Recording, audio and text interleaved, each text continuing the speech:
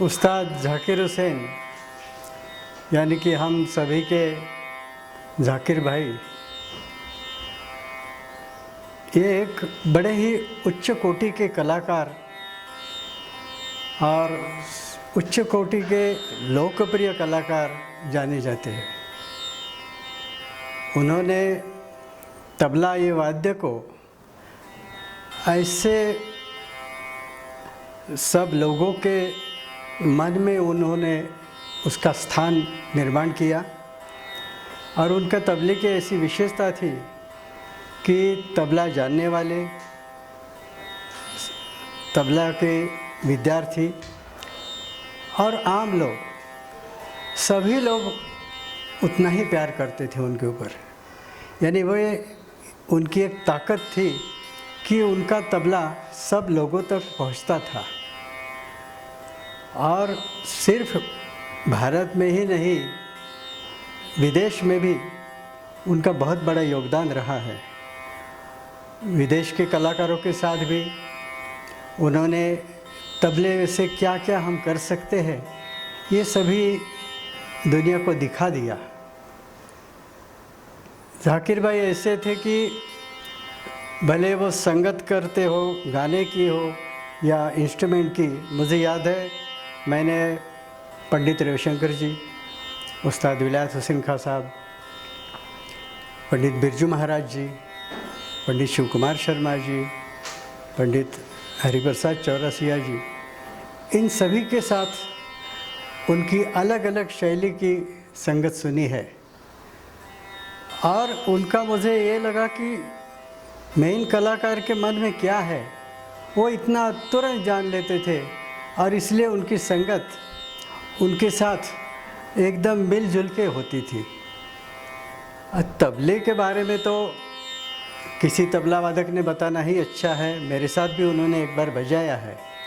गाने का उनकी जो दिलचस्पी थी वो बहुत ही अच्छा था, क्योंकि मुझे कई बार उन्होंने मेरे गायन के बारे में भी बोला है और बाकी भी बड़े बड़े कलाकारों के बारे में वो इतना आदर रखते थे और उनके साथ एक बार पहचान हो गई कि बस पक्का हो गया। वो कभी भी कहीं भी मिलेंगे तो बराबर पहचानते थे। ये एक बड़ा अजीब था उनका कि आज इधर अमेरिका में है या तो कल और कहीं है। पूरे देश विदेश में वो घूमते थे, मगर अपने चाहने वाले को, कलाकार को इतनी अच्छी ढंग से वो पहचानते थे। ये एक ईश्वर की देन है उनको। और ख़ास करके यही मैं बताऊंगा कि आज जो तबला हर जगह हम सुनते हैं, हर एक का भगवान झाकिर भाई ही है। और इसके पीछे उनका रियाज़, उनकी सोच और वो प्रेजेंट करने के एक जो स्टाइल उन्होंने किया है और तबले में क्या क्या हो सकता है ये भी आने वाले पीढ़ी को उन्होंने दिखा दिया है। ये बहुत बड़ा उनकी देन है हमारे संगीत के लिए। मैं SRA के साथ जब टूर में जाता था, मुझे उनके साथ हम एक बस में जाते थे और उनके साथ सफ़र करने का मौका मिला है। और वहाँ ये देखा कि हर बिल्कुल एक चाय देने वाला भी वो हो कोई आदमी, तो उसके साथ भी इतना प्यार से वो बात करते थे। इतने उच्च कोटि के कलाकार, फिर भी हर कलाकार, हर शिष्य हो और हर एक के साथ वो बहुत प्यार से बात करते थे। और ये भी देखने के लिए मिला है कि जब हम होटल वगैरह में रहते थे, उसके बाद कभी भी उनको सीनियर कलाकार, जैसे हमारे साथ पंडित VG जोग रहते थे, पंडित शिव कुमार जी भी थे, तो उनको वो सुबह रोज़ पहले प्रणाम करते थे और उनसे इजाज़त लेके ही बजाते थे।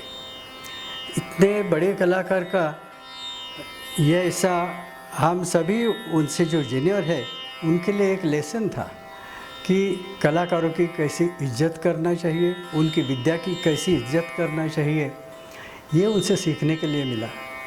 और वैसे तो उनके इतने लोगों के साथ अच्छी तरह से संबंध थे। मैं अमेरिका में भी उनके साथ सफ़र किया है। एक क्योंकि टूर हमारा उन्होंने पूरा किया था SRA का, उसमें भी हर जगह जाएंगे तो पूरा उधर का इंतज़ाम कैसा है, अरेंजमेंट्स कैसा है, किसी को कुछ प्रॉब्लम है क्या, ये भी वो देखते थे। जैसे कि एक वो तो खुद बड़े कलाकार, लेकिन एक ऑर्गेनाइज़र के हिसाब से भी उन्होंने इतनी अच्छी तरह से पूरी व्यवस्था रखी थी। तो ये सभी तरह से देखेंगे तो जाकिर भाई तो एक अलग ही है। वही बस टूर का एक मैं किस्सा बताऊंगा कि हम मेरे ख्याल से मैंगलोर में गए थे और दूसरे दिन सुबह हम सब लोग बीच देखने के लिए गए थे। तो वहाँ बीच वगैरह देखने के बाद उनको लगा यहाँ तो थोड़ा सा क्रिकेट खेलना चाहिए, तो तुरंत बैट बॉल वगैरह सब लाया। उस समय मेरे ख्याल से हमारे सुजात भाई भी थे हमारे साथ और मैं तो फील्डिंग करने वाला था।